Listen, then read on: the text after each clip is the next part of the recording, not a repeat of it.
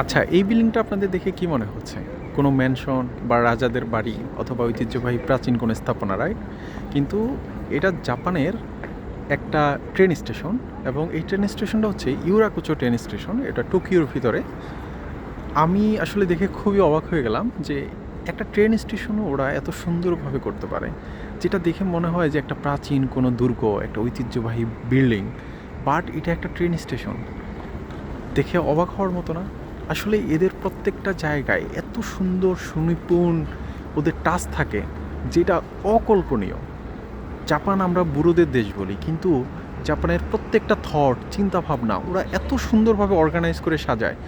Even প্রত্যেকটা রাস্তার road লাইটগুলোও ওরা এত সুন্দর করে সাজায়, যেটা দেখলে কল্পনার বাহিরে।